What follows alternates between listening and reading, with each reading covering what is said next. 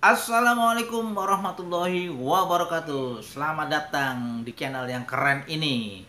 Bersama saya Adi Fadli Farul, kita akan memulai lagi bahasan kita mengenai radio streaming. Jadi channel ini adalah channel satu-satunya di dunia yang membahas tuntas mengenai radio streaming, radio masa depan, radio online, radio web, radio yang berbasis internet, dan radio ekspatriat dimanapun. Jadi jangan lupa subscribe, like, and comment, dan sebarkan video ini bagi teman-teman yang mempunyai sahabat, rekan kerja, teman sejawat yang memang mau punya radio streaming. Latihan atau memiliki radio streaming sangat mudah bagi kita, bisa kita kelola. Nah, pada video kali ini saya akan jelaskan beberapa keunggulan dari radio streaming. Ada banyak memang ya. Mudah, murah, sederhana. Teknologinya bisa kita akses, gratisnya. Tidak ada regulasi yang ketat. Bisa kita akses 24 jam. Ketika kita tidur, radio itu berputar terus. Nah, pada kesempatan video kali ini saya akan bahas satu keunggulan radio streaming, dan tentunya ada puluhan keunggulan radio streaming. Yang pertama adalah biaya. Nah, kalau kan teman-teman sudah ikut pelatihan saya nanya, Pak, Bang, berapa biaya mempunyai radio streaming? Biaya kadang-kadang suka bingung saya. Berapa biayanya? Saya mau tanya sekarang, punya laptop nggak? Punya PC? Punya internet, punya kota, di rumah punya wifi? Kalau jawaban iya, punya, makanya kalau dia punya, maka besok pagi radio itu udah tersebar, udah tembus ke seluruh dunia. Suaranya terdengar di seluruh dunia. Selama dunia itu ada jaringan internet, ya pastinya kalau di sekarang ini dengan penyelamatan teknologi informasi lebih-lebih COVID, sekarang ini pasti semua negara mempunyai jaringan internet. Tidak ada Tidak ada catatan bagi saya ya, negara-negara sekecil apapun tidak punya jaringan internet. Jadi ketika kita punya jaringan internet, kemudian kita berlangganan atau kita punya kuota, kita beli, kita punya laptop atau punya PC, selesailah radio kita. Nah, sekarang pertanyaan yang tadi sudah saya kembangkan, biaya. Nah, coba kita hitung-hitung biaya. Punya laptop, selesai. Langganan wifi, 200.000, 300.000, selesai itu ya. Bab mengenai biaya selesai. Coba kita bandingkan dengan radio yang lain. Saya bercita-cita mempunyai radio. Namanya radio XIZ. Sebut aja namanya ya. Berapa yang harus saya keluarkan investasinya? 1, gedung. Yang kedua, peralatan. Ketiga, SDM. Keempat, teknologi yang sangat jelimet. Keempat, pajak, biaya dan sebagainya. Nah, kalau kita harus streaming, tidak ada antena atau tower, tidak perlu ruangan yang besar, tidak perlu puluhan karyawan atau SDM. Kemudian pajaknya harus bayar setiap tahun, kemudian perawatannya, dan tentunya yang harus kita syukuri di radio streaming adalah suara yang dahsyat sekali, stereo, jernih, bonafit, seksi, dan yang ini yang mahal nih, dan ini yang dahsyat, terdengar di seluruh dunia. Nggak percaya? Buktikan. Kalau memang ingin punya radio streaming, ikuti pelatihan-pelatihan saya. Nah, kalau kita lihat perbandingan biaya, saya akan membuat radio FM, frekuensi modulasi. Kita izin ke departemen atau instansi yang terkait. Kemudian kita harus beli frekuensi. Kalau frekuensi itu kanalnya, baik radio yang berbasis AM, amplitude modulasi, tetap mempunyai kewajiban kita membeli channel ya. Kemudian apa lagi? Membangun tower. membangun studio, menggaji orang yang untuk reportase lapangan, untuk jadi penyiar, dan sebagainya. Yang saya dengar ya, bisa dikoreksi nanti, untuk izin aja, kalau radio yang berbasis frekuensi FM itu paling mahal. Karena dia jernih, stereo, bonafit, suara gendang, suara desis itu kedengar semua. Itu udah berapa? Saya nggak yakin ya, kalau izin itu sekitar 1-2 miliar, bisa lebih itu. Kemudian juga radio AM, walaupun mungkin sekitar ratusan juta, mahal sekali kan.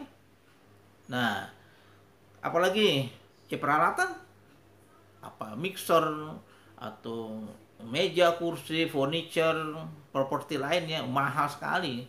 Nah, kalau radio streaming ini biayanya relatif lebih murah. Kalau saya katakan tidak berbiaya, mungkin tidak mungkin juga ya, minimal kita punya laptop. Nah, bagi mahasiswa, bagi pekerja, bapak dan ibu, kalau dia bekerja dimanapun pasti dia mempunyai modal kerja, itu laptop. Yang kedua, punya kuota. Di rumah saya berlangganan internet sebulan 300.000, 400.000, sayang sekali kan.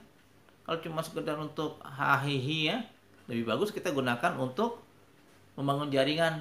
Lebih-lebih saya seorang akademisi, saya seorang dosen, guru, mahasiswa, siapa lagi, motivator, juru dakwah, pengusaha, bisnismen, yang memang di otak kita tuh banyak ide-idenya, banyak gagasan kita yang akan kita tuangkan. Wah, di radio streaming bisa kita lepas semuanya kan, bisa kita tuangkan ide gagasan kita. Jadi ibarat radio itu sebagai diary kita, catatan harian kita. Pagi 2 jam kita memberikan pencerahan tentang ilmu kita. Nanti siang kita berikan lagi, sore. Nah, kalau kita orang sibuk, cukup pagi 1 jam. Kemudian siang kita rekam malamnya. Sore atau malam sudah sampai rumah, kita di studio lagi. Udah ngobrol aja. Ya, kayak gini, ngobrol, cerita tentang ilmu pengetahuan, tentang kondisi sosial, politik, ekonomi, budaya, tentang pengalaman kita dengan sharingnya. Nah, itu. Jadi, satu hal yang terkait dengan radio streaming, biaya relatif tidak banyak.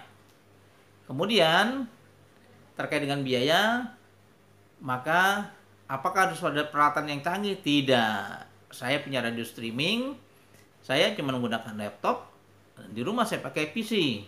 Kemudian konten-kontennya saya buat. Nanti kita belajar lagi bagaimana membuat rundown acara 24 jam. Bagaimana kita membagi dari rundown yang 24 jam itu, kita kecilkan lagi, namanya segmentasi program. 1 jam, 2 jam, 3 jam, 1,5 jam, apakah recording, direkam, atau live, atau langsung atau on air. Mudah sekali. Yang pasti ketika kita punya radio streaming, waduh, eksistensi kita tuh melambung. Lebih-lebih radio itu bisa didengarkan kapan saja, di mana saja, dan dalam kondisi apapun, dan sambil santai, lagi nyuci, bisa nyuci mobil nih ya, bisa dengar radio. Ibu-ibu atau mbak lagi masak, dengar radio.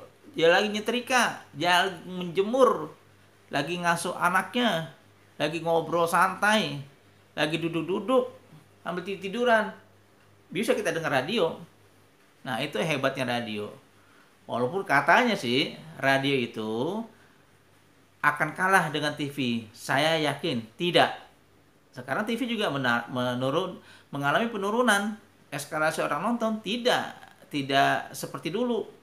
Orang menonton TV sekarang sangat tersegmen. Saya suka nonton TV tentang politik, pasti semuanya politik. Saya suka yang lagu-lagu, pasti lagu. Saya sinetron, pasti sinetron. Saya traveling. Saya religius.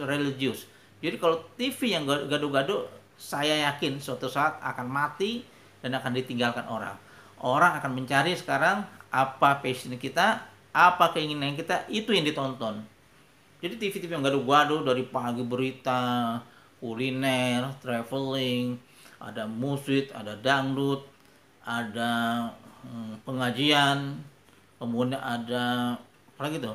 Ada cekak-cekikik, ada sinetron, lambat laun akan ditinggalkan. Nah, oleh karena itu saya usulkan kalau kalian punya radio, maka ambil satu fokus saja. Kuliner, kuliner semua dibahas. Traveling, traveling semua dibahas. Pendidikan, pendidikan semua. Apalagi otomotif, otomotif semua. Apalagi dakwah, agama, agama semua. Budaya, budaya semua. Sastra, sastra semua. Makanya akan terbentuk nanti komunitasnya. Sekarang ke depan, apapun medianya, apapun kontennya, tergantung dari bagaimana kita mengelola komunitas. Komunitas kita banyak, dia akan suka dengan kita. Kita kasih contoh ya. Dulu di TV yang namanya mancing-mancing itu nggak ada diri gitu.